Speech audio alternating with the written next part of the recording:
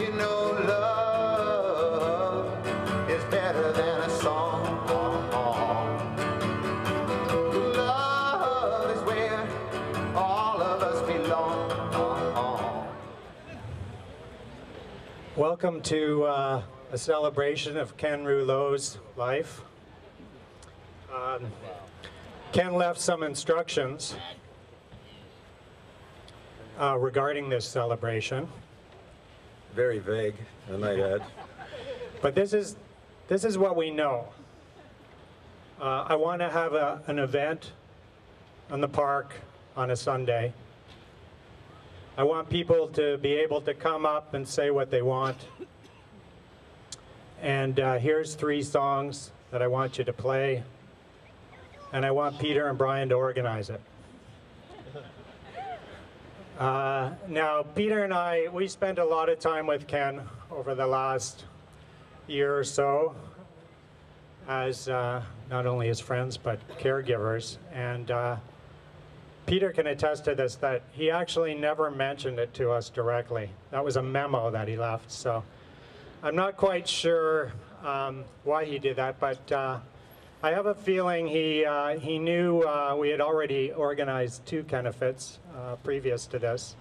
And Ken was a man that could get things done. So he was good at delegating. I just hope it's the last memo. We've had a busy time with Ken. And it's a tribute to Ken that you're all here. And despite the vague instructions, I think that his spirit is here, and we'd like to invite people up to come and speak or sing or say a poem or whatever they want to say. And I think Brian wrote a song with Ken, and we're going to play that, and then after that we're going to just open the mic up to anyone that wants to say anything.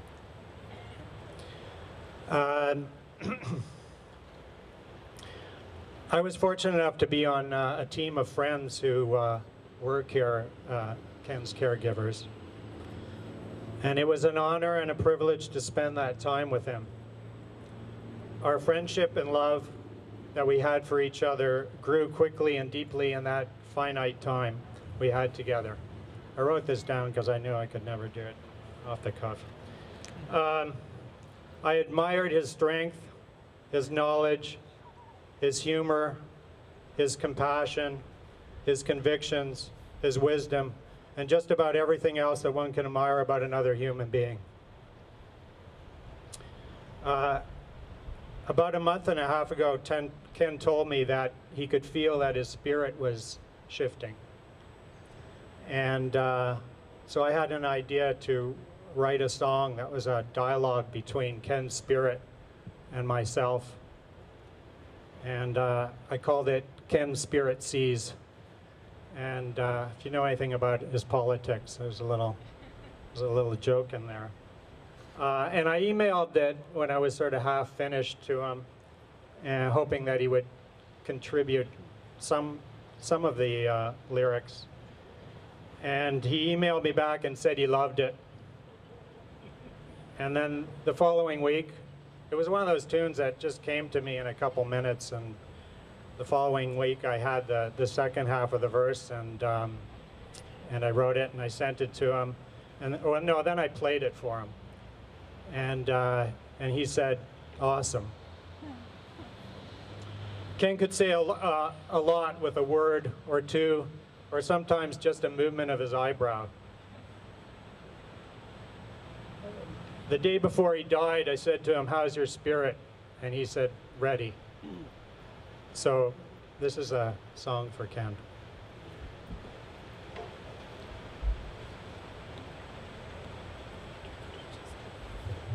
And hopefully you can hear us all.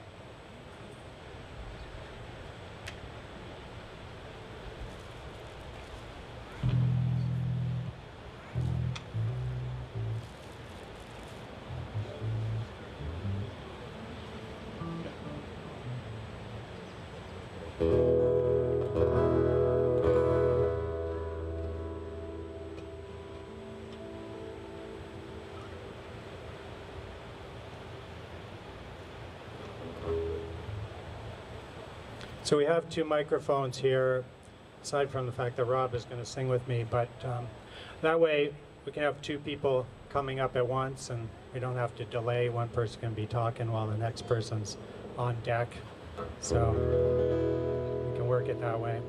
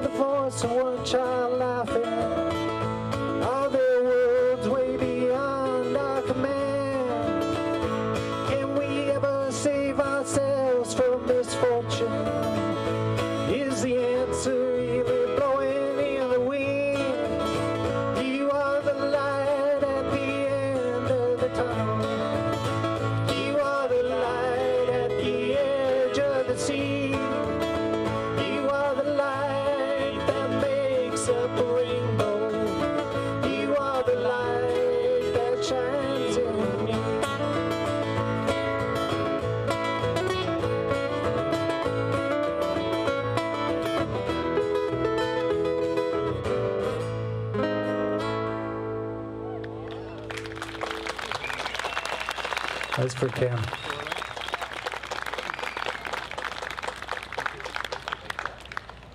So that's for Ken.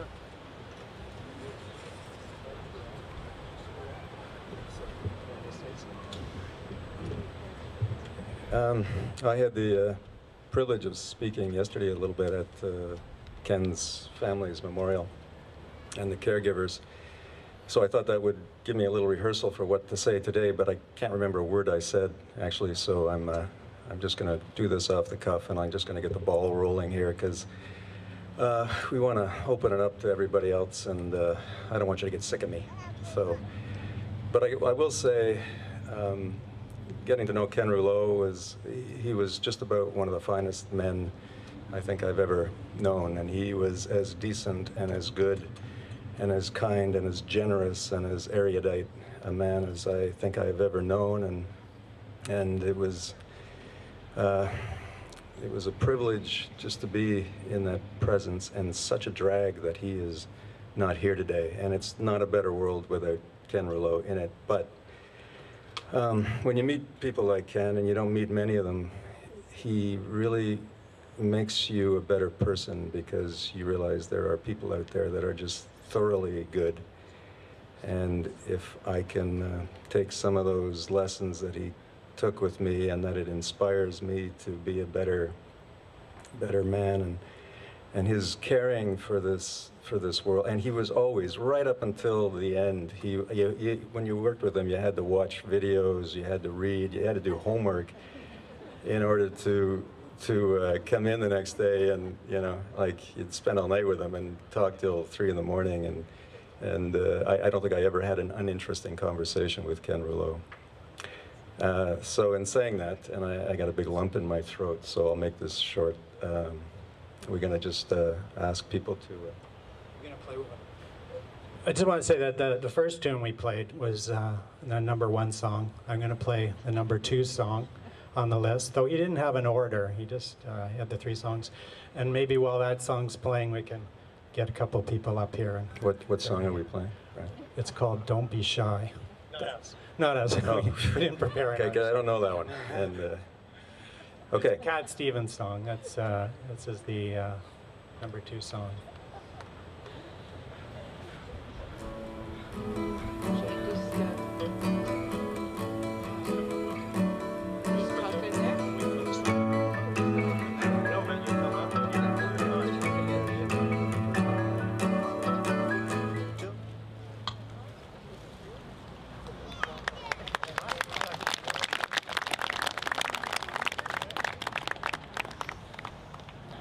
Hi, Brian asked that I say who I am, so maybe when we speak, we just say our names. So hi, my name is Heather Luna Rose, and I wanted to say a couple of words. I'm not sure if I'm going to be able to, but I'll try.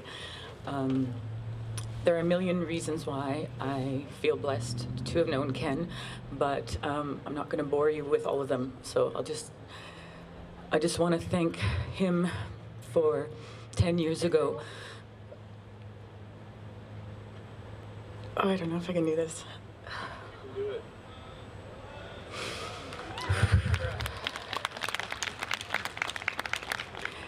10 years ago, I was a pretty stressed out single mom on this island, feeling pretty marginalized and like the world was hostile. That was mostly all in my head, but that's how I felt. And Ken offered a space when he opened up Starbucks as a community center for gathering and thought and social justice and activism and all the beautiful things that he does in the world and many more. But for me, this was a place of sanctuary to be able to go and just sit. And sometimes I wouldn't say, I didn't know this guy. He was just this friendly, smiley, intelligent, compassionate, lovely guy who had opened Starbucks. And I would go and I would sit on the couch there and just cry and cry and cry for hours because my life was a mess. And he offered in that space sanctuary and a place where everybody could feel accepted and feel loved and feel the compassion and grace of who he was. And I just really want to thank him for that, for all the beautiful things that he's done in the world, but for also saving this one person's life. So thank you, Ken.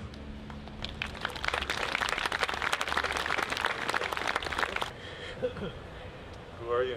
I'm Chris Johnson. I listen to Ken every Wednesdays and John Ray Second every Tuesdays. Alright. Ken work with me sometimes, and Andrew.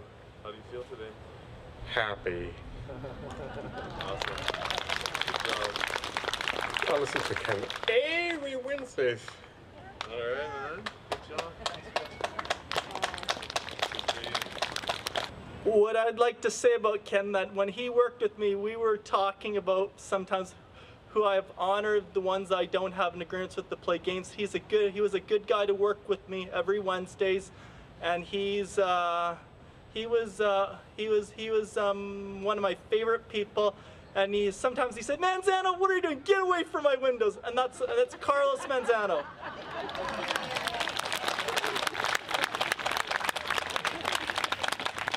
Hello, everyone. My name is Jeremiah. I want to thank you all for coming today. It really means a lot to me to see so many people here for Ken. I know it means a lot to him as well. I know he's down there or wherever with us, all around watching up from above and all around. So I want to thank you all for coming. I just want to offer some support to the friends and family that have been close to him and all those people that have been supporting the family and doing exceptional things and continue to do exceptional things now that he has passed. So I really want to offer some encouragement to all of you to know that good things are coming. You know, like Ken is and was and always will be. And I just want you to know that I care for everyone, and that everyone here, I think we're all here together and we're all caring together. So it's pretty apparent today that one man can bring together so many people. So let's keep it up.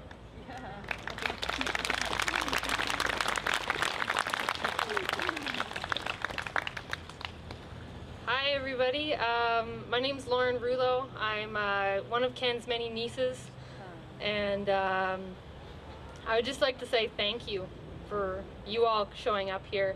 This really means a lot to our family, and thank you for all of you who bought t-shirts. That's fantastic, and the bracelets and pins are free, the ALS pins, so please take some.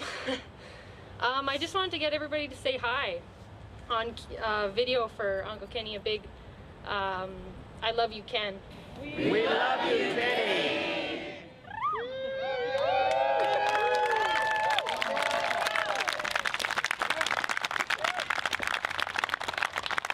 Thanks very much, guys. Kenny was a great guy.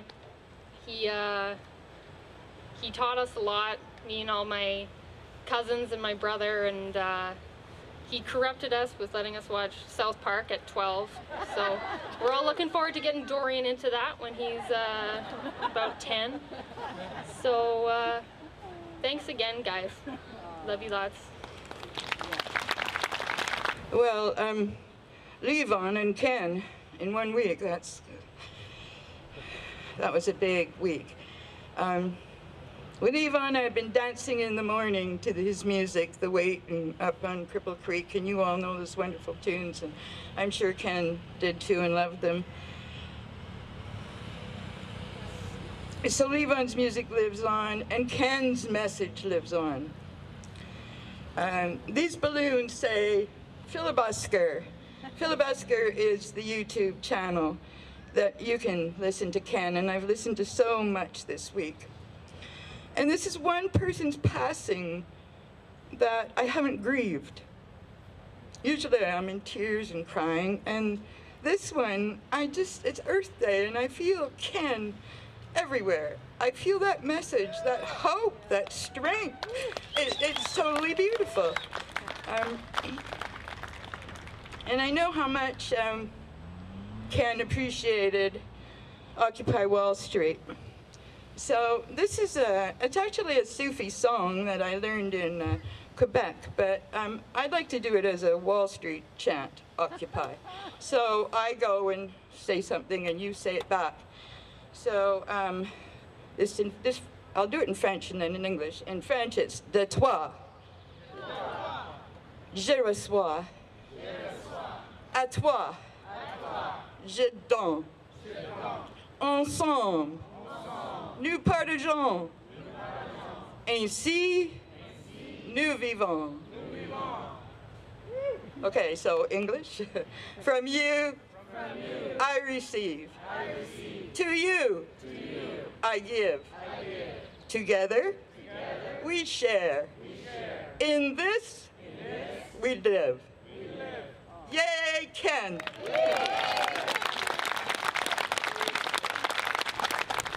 I'm Bill Nash. Thanks for coming today. I have the honor of reading. If you're not aware, Ken left a lot of stuff to be done, and he left this wonderful letter that I'd just like to read. My friends, reading this means I have passed on from this body, and I'm seeing life through new eyes. I've been blessed in this life and have become a better person and soul for meeting each and every one of you.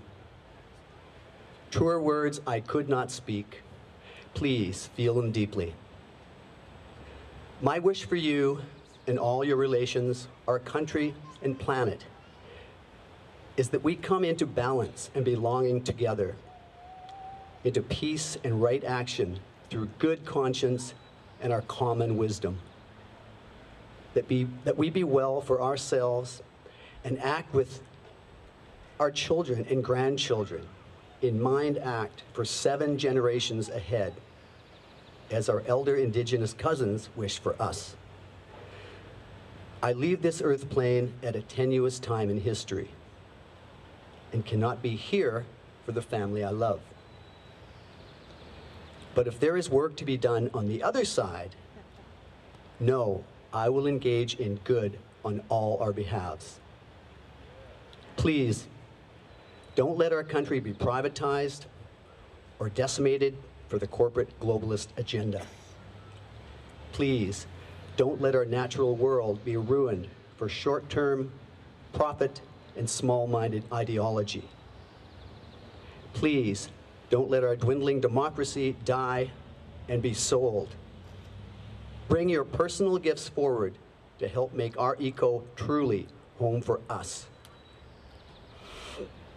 I trust you do this already, but I ask again as your friend. Thank you, Salt Spring, for being my home and my true community. Generous, loving, brilliant, and embracing. Birthplace of my beautiful son, and adopted home to my amazing extended family. Thank you, Canada, for being my nation, for being a society to aspire and aspire to, a great country not to lose and reclaim for the better of all. You have been homeland to 11 generations of my family, and I hope for 22 more. Thank you, Earth, for being alive and for my life. Please, keep treating us better than we treat you. Thanks for the journey, universe. Best gift God ever gave me. It came with the love and life together with all of you, my friends, my family. Share the love, shine your light, wonder, joy, delight. See you all next time. Ken Rouleau. I'd just like to say a big thank you to Ken for touching my life and bringing me light and love. I first became aware of some of the greatness in Ken years ago when the United Church was setting up the emergency weather shelter for the Infant Nicole program. And Ken was helping us out, and this is when he was running the Star Books. And Ken was having folks, you know, the street folks stay over in his business overnight. And I thought, wow, that's a man who really excuse me, walks the walk and talks the talk. I was very impressed. And then several years ago, or quite a few years ago, Ken ran for the Green Party as a candidate. And we were very impressed at that time, the qualities that Ken showed, the compassion for the lower economic strata, whatever you want to call us. Or he was just an inspiration.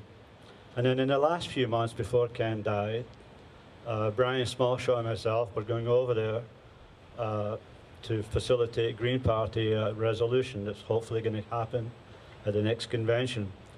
And once again, Ken was, I mean, he was ahead of us. You know, I was just there shaking my head at this man's intelligence and intellect and compassion. So, thank you, Ken.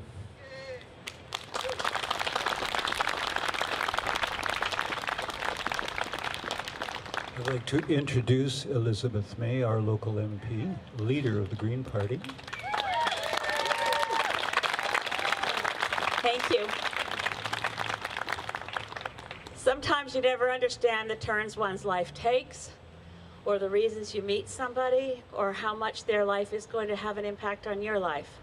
But I don't think I'd be standing here today as your member of Parliament if it wasn't for all the work Ken did in the early days, charting a path for the Green Party, bearing its banner, expressing its values in the way he lived, and sharing so much and touching so many lives.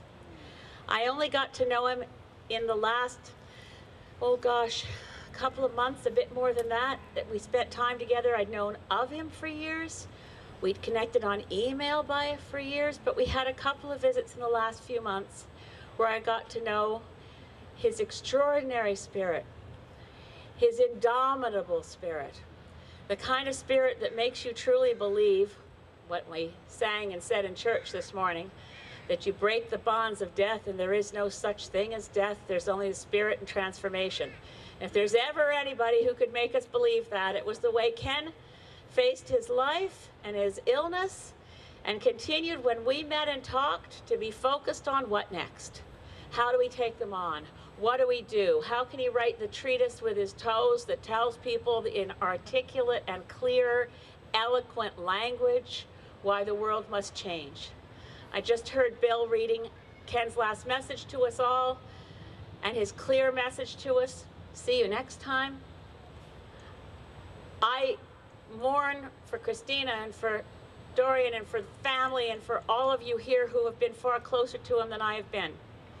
And as I know how much his death has touched me, I can't begin to imagine how deep the well of grief is that you're all experiencing now.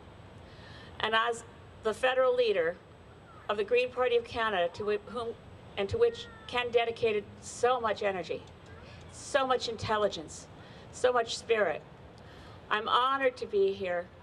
But as a person, and as someone who, despite being known for having faith, I mean, that happens in media, goodness knows what it means. Faith is always tested, you never really know.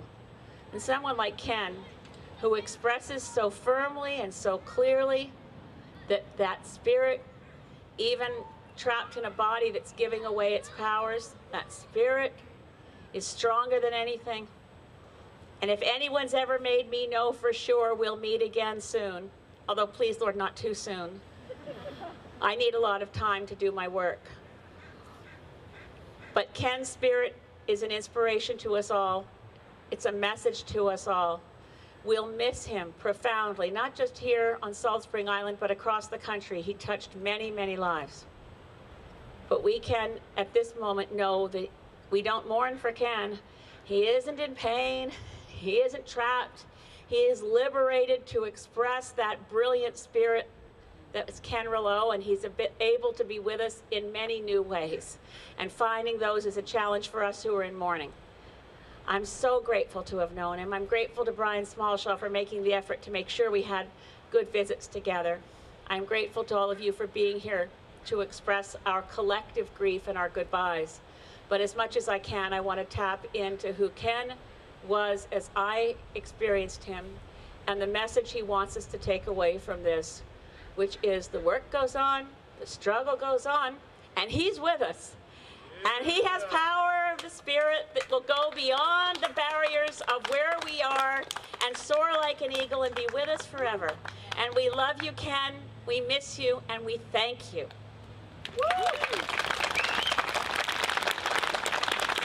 Thank you, Elizabeth. Just wanted to say again, thanks to everyone for coming out. Thank you for showing your support. If you want to come up and say something, you may be a little bit shy. I get a little bit shaky sometimes when I'm up here, other people as well, but let's just express how we're feeling. Thanks for coming out, Chip. Well, you know me, you know I'm very shy, actually. I just wanted to talk for a minute about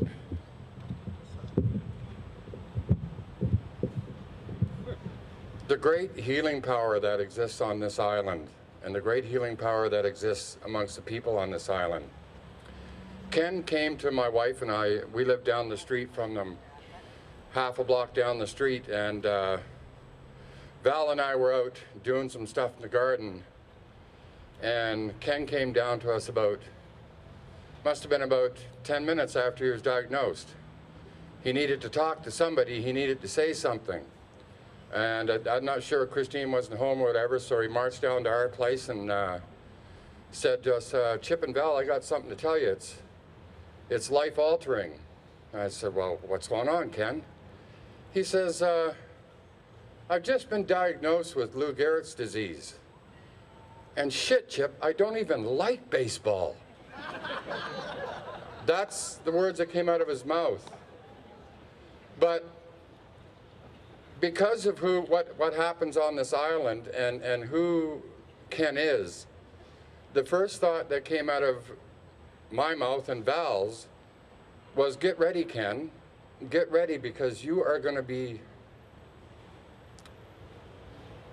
immersed in love. And he was, well, what about Dorian? I said, Dorian is going to be immersed in love. And because of who's on this island and who you are and what you've been to, Ken, I have no thoughts or concerns for Christine and Dorian at all, because they will be surrounded by love. They will be surrounded by the same kind of love that Ken has been surrounded by. And through these last few days, for me, I always say that it blows me away on Salt Spring when things like this happen, the amount of love that comes out. But it does every time, every time. And I think we're all so lucky to be here and to have known Ken. And just rejoice and remember that. Like when we looked at him, we said, Ken, you're going to be just surrounded by love. You're going to be immersed in it. He looked at Val and he just smiled and goes, yeah, I know. Thank you. Everybody, my name is Chris Muscat, and I was a dear friend of Ken's, and Ken was a dear friend to me, and I'm really happy to see everybody here celebrating his life, because his life was extremely important, not only to me, but obviously everybody here in some way, whether you knew him or didn't, through storytelling or knowing him through the bookstore. My relationship started off in the bookstore when I first came here. I met Ken, and instantly we became brothers, and that's how our relationship has been up until his moving on. And even now, I still feel him as my brother, obviously. And I had the privilege, Ken had called me just prior to the ALS really moving into a place of him not being able to be mobile and having to have oxygen provided for him. And he called me up and he said, Chris, I can't think of anyone else I'd want to do this with. I'd like to go to the Haida Gwaii. I'd like to go do one last thing, you know, that meant a lot to him, to see that land up there. So we spent a week together in the Haida Gwaii, Ken and I. And during that time, it was an amazing process, because we went up there, I think, with the intention of hopefully healing and you know, moving away from this. But it turned into acceptance and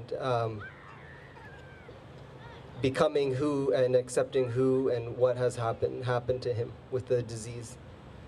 And for me, it was amazing as a friend who just loved Ken to see him go through this transformation and acceptance, and really just want to do what he decided to do when he returned. Because as soon as he got back, he had to be put on oxygen, and he was pretty well at home.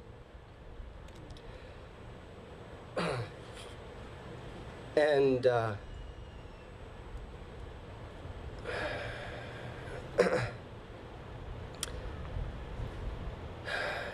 just a week before him passing away, I went to visit him.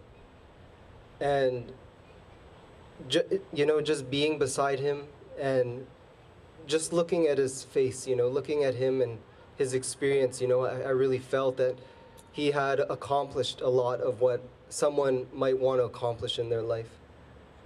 And I'm just so glad to have been a part of that, at moments walking right beside that man. And I just feel so gifted in my own life now that our sons can play together, our children can play together, you know, and just carry on the legacy in which Ken wanted to leave behind, which was a good world for his child and our children and us as humans on this planet. So I just want to say, I love you, Ken, wherever you are.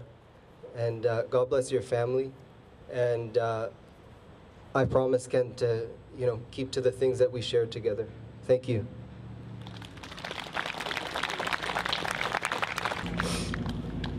Hi, my name is David. I think I know as Ken.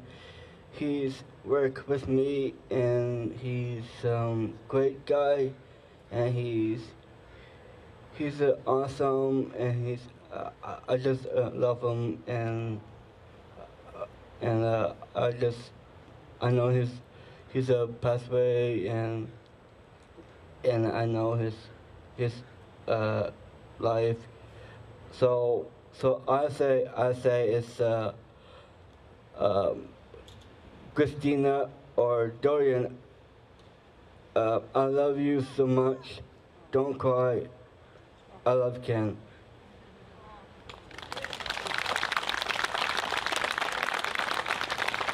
My name is Brian. I met Ken over a common interest in ancient wisdom, and then we just kept moving around in thought, and I spent time with him in the end, weekly, and it's interesting how many things he would say to me, and I feel like on purpose, so that so that I understood. But one of them was definitely that, and I think it goes with the filibuster idea, and I don't know how many other people he told, but he approached the city of Victoria at one point to go and sit along the wall there and just share and be a filibuster, just do philosophy, sit at a table, say, do you want to sit down and talk, and just move around in whatever that person needed to move around in. And I think that's ultimately what I wanted, and so he's been doing that for me for 3 years, and I'm really lucky. I'm never quite sure how to be who I am, and he always made it possible in just listening, and that's ultimately what we were constantly trying to find, is how to empower people's person through our ears and action-orientated movement. He would give me books as we started ancient literature, and then we moved through the concept of humanity evolving in thought and where they progressed, and then there would be another book arrive, and then I have this policy of reading every book recommended to me. But I was wondering, actually, just aside, but it'd be really interesting to find out all the books that he recommended and gave to people.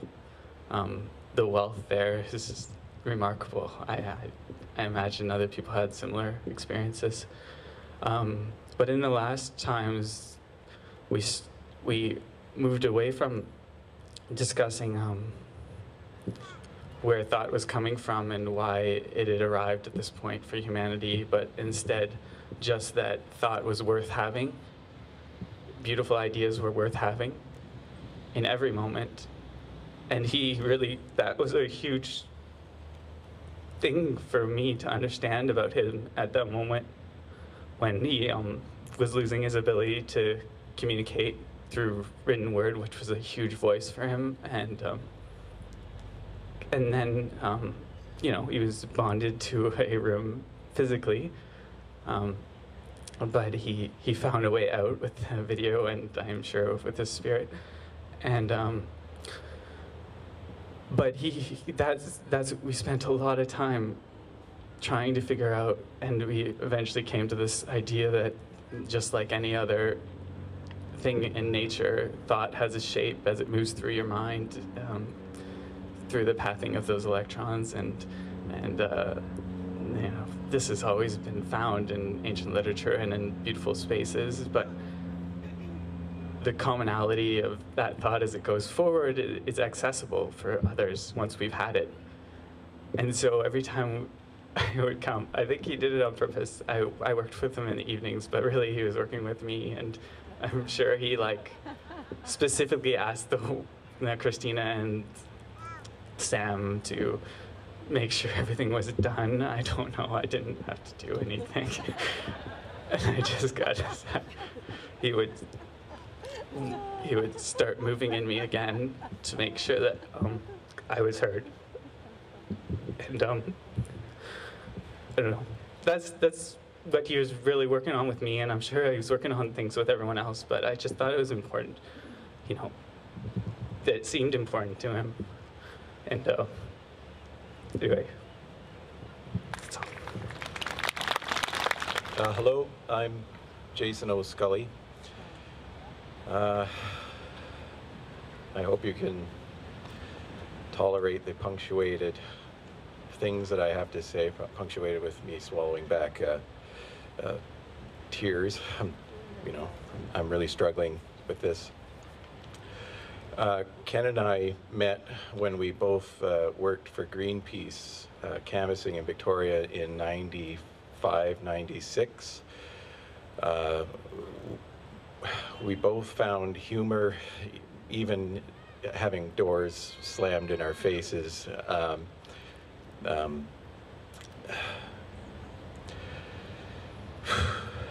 He was the reason that we came to Salt Spring initially in '98. We came here to visit him and got our first glimpse at the beauty of this place, and it was through him standing out in front of his bookstore that we made contact with Agni, who became our first landlady and our first home on Salt Spring. Over the years, we had many conversations, candid, full of disbelief at the injustice of the world, but also full of incredible humor, candor. When I saw him, I don't know if it was a spring carnival or a fall festival, he came up and I believe he was walking with his brother, and he says, you wouldn't believe it. I've been diagnosed with Lou Gehrig's disease, and because there was so much ease between us and very few filters, I blurred out, Lou Gehrig didn't have Lou Gehrig's disease. This was stuff that had come up in the media. It was questionable whether he had ALS. So I say this, and he had a good laugh. We connected over the past couple of years, not as much as I would have liked. And I was frankly gutted when I heard of his passing, because I was supposed to visit him a week ago, but couldn't because of a head cold that came on really quickly, and these are selfish feelings. I'm sure they pale in comparison to the emotions of family and very, very close friends are feeling, and caretakers, and all I can say is thank you so much, for taking care of him, for seeing to all of his needs, for being there.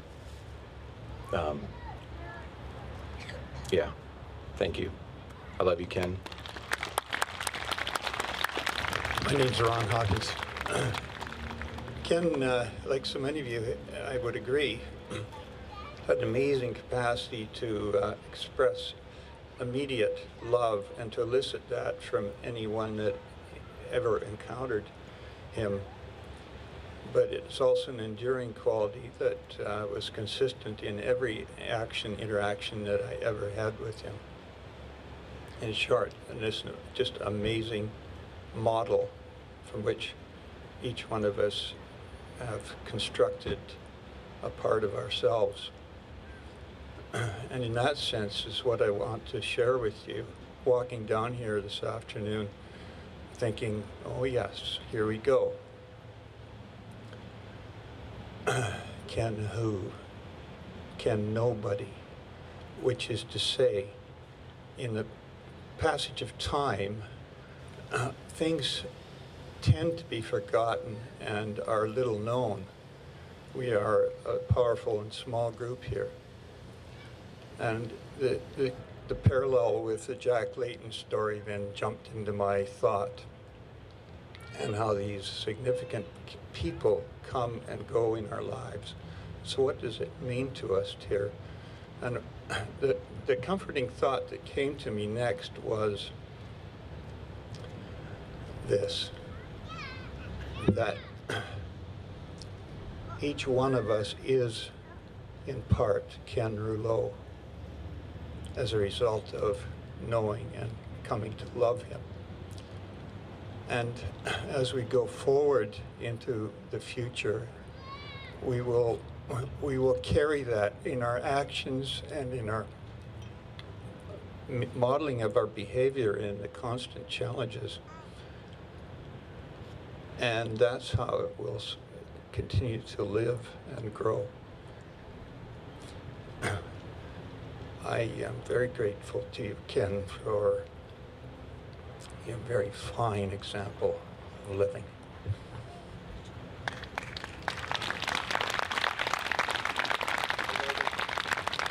Hey guys, I'm back. There's a guest book here, and some bracelets, and some flowers for ALS. So if you don't feel that you can come up and say something on the microphone, please come and write it down so we can show our support to the family and those who have put this together for us. So thanks, guys. My name is Samantha. I moved to Salt Spring 11 months ago to help my stepsister, adopted sister Christina from Winnipeg, because I heard that Ken had lost the use of his arms and things were changing. So for the last 11 months, I've got to spend so much time with him. It changed my life. And this whole community has been amazing to him, and the support and everything. He appreciated so much the Kenefits and all the staff that volunteered and did amazing things and helped him get things done. He had only a short amount of time, but he organized so many things in the end, and wrote letters and did just amazing things that normally you don't have time to do, and I got to help him do a lot of those things.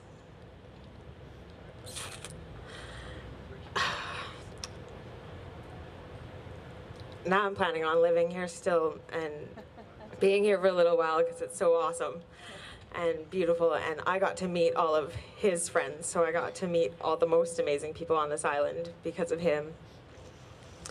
And so I feel so lucky, and this whole turnout today and everything is just amazing, and he would be so happy that it's sunny and that it's Earth Day and that you're all here. So thank you so much. I'm Chris Dixon, and I met Ken Rouleau at Marimba.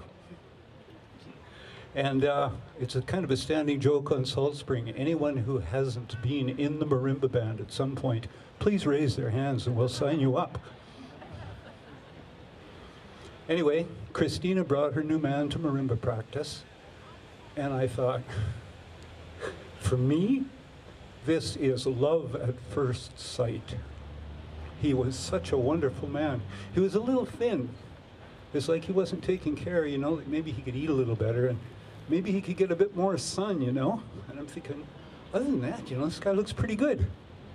And I thought, hang on, this is a guy who lives with books. He reads them, he writes them. That's why he doesn't look like a fisherman. He looks like Ken Rouleau, sure enough. So what I have to report is that for the rest of Ken's life, as long as he lived and as long as I knew him, every time we met, confirmed for me that first impression of Ken, every single time. He was a man who worked so hard for truth, for justice, for fair treatment, for fairness, and equality for everyone. And everything he did in his own life supported those things.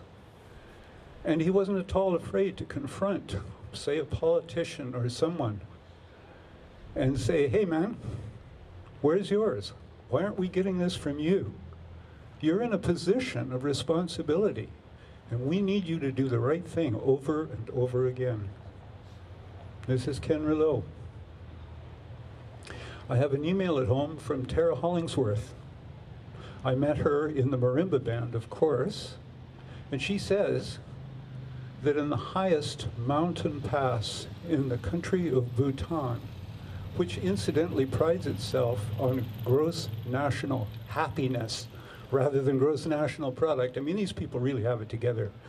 In this high mountain pass, which Tara says is 5,500 meters above sea level, that's 3 miles straight up. And on the other side of the world, from where we are today, there are prayer flags flying for Ken Rouleau. I am Joe T. Actually, it's hard to come up with words because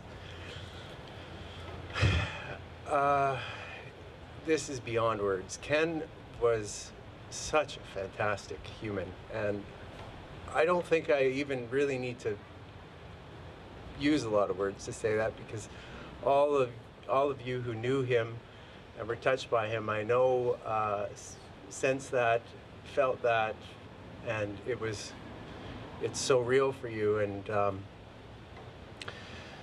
I know that we're deeply missing his amazing presence, which even when he was so incapacitated, was so brilliantly alive in him. You could clearly. Someone else mentioned just his eyebrows could say a tremendous amount. He was so capable of expressing himself, and I take heart with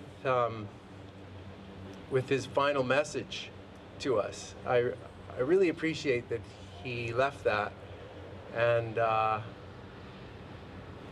lost a couple of other friends tragically on this island, and I keep what stays with me is how important and fragile this life is, and how important it is that we appreciate it and embrace it and be with it in every moment. And with Ken, there's another dimension to that. Just how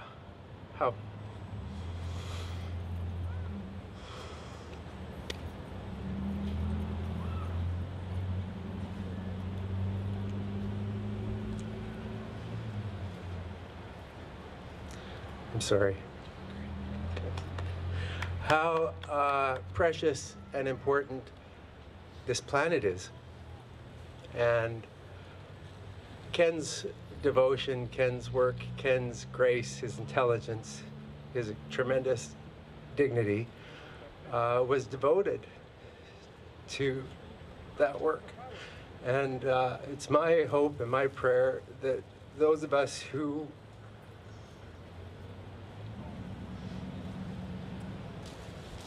were touched by such a fantastic human will carry on that legacy, will carry on that intention, that wisdom, that purpose with the same trueness of spirit that Ken did. And it's also a great hope for me that those of you who know Ken and were a part of his life will look out for Dorian, for his son. I know I probably don't need to say that, but I'd like to anyway. Anyways, bless you all, and thanks for being here.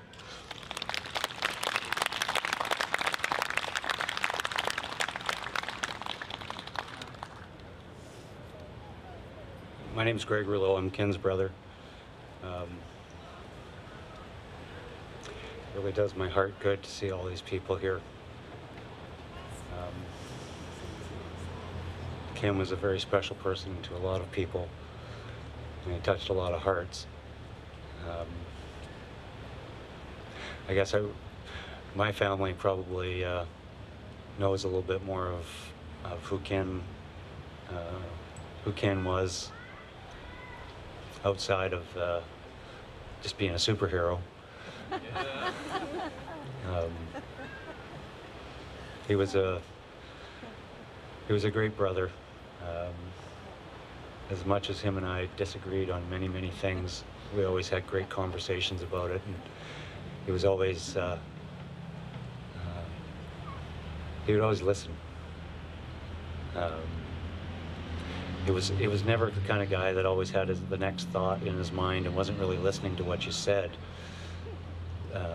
so that he could throw out his next thought. He always was thoughtful of what other people had to say and would consider all that before he would make his next statement. And I think that's a rare thing that happens for people, myself included. And he was just a great person to be around. He was real. There was nothing plastic about him. He said what he meant and meant what he said. And there's, I find that you don't meet a lot of people like that these days. There's always seems to be pretenses. The exception to that rule, what I've found is the people on this island that you don't see this kind of stuff. My wife and I are in Vancouver, and you just don't seem to see the heartfelt care and concern that goes along with the big city. And I don't know if that's small town or that's just Salt Spring, but it's certainly a testament to the people that are here, people that have helped and supported all the people that are out here today. Ken would have loved this. I'm sure he's looking down on us right now and got a big smile on his face.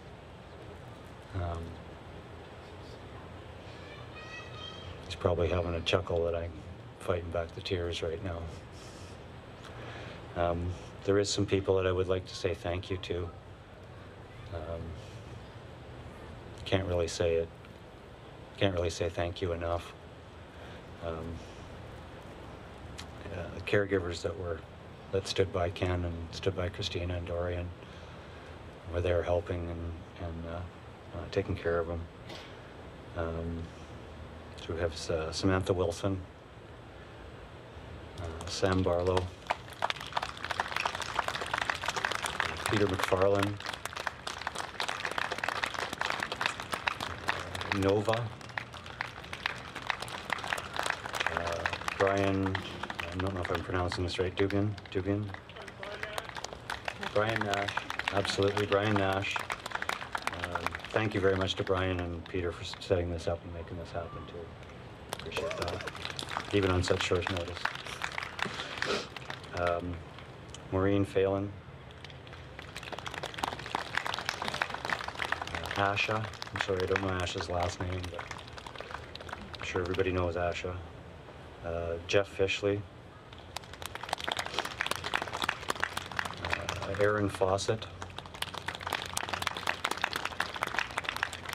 Val and Chipman, Heather. I haven't seen Heather around today. Lee and Leanne, Tara Hollingsworth, Annika. I think it's important to name these people by name as opposed to just the people that were there helping Ken. A lot of the people did this, out of the goodness of their heart, and I know that many of the people that I've just named off considered it that it was an honor to be there with Ken, and I know that Ken considered it an honor to have everybody that was there helping him out there. Special thanks, Lee, Leanne, and Tara, both for the fundraising that was done for Ken. That has really helped out. I think somebody said it earlier that, you know, the hopes that everyone will have, you know, be here for Christina and Dorian, and that it doesn't even need to be said.